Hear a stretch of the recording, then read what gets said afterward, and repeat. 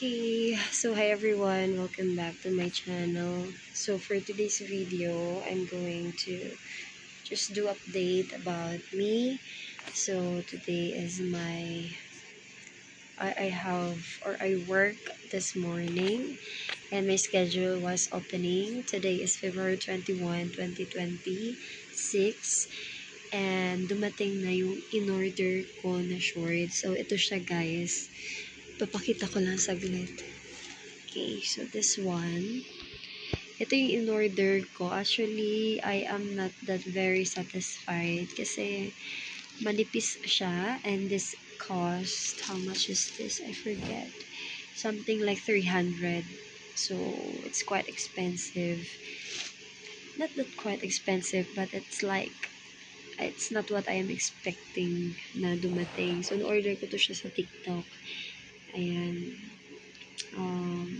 Yeah, I'm not that very satisfied kasi nga manipis lang yung tela niya.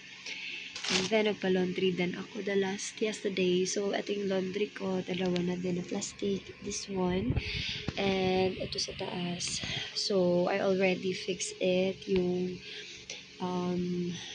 sa boyfriend ko, na-separate ko na din because I wanted to pack it good and lagyan siya ng scotch tape to make it good condition when he comes back here. And then what else, ay nakakain na din ako, and what else, I think that's it. So it's my break time. It is starting 1 p.m. or 12:30 p.m. So babalik ako mga 5:30 p.m. later. And yeah, it's going to be my rest time today. And hindi naman ako naantok masyado. So probably I'm gonna do like watching reels on TikTok, on Instagram or Facebook. So that's our update for today. And nakauwi na nga pala si Mother Earth. So today is my very first day here. Or my second. Yeah, kasi gabi na din. Yeah, yesterday my first day.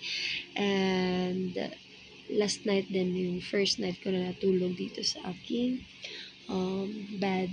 So medyo na-miss ko din siya. I already fixed some things guys. Most of the things na kailangan ko na ma-fix dito. Actually ito, ayan. So meron pong mga kalat-kalat na konti. But anyway, it's going to be very easy for me to just fix this kasi na-fix ko na siya yesterday. And ayun, konti lang din, hindi naman siya masyadong magulo, just some of gagamba na nasa taas. For example, this one kasi super close siya sa ceiling yung aking bed. Alright, so that's for today's update.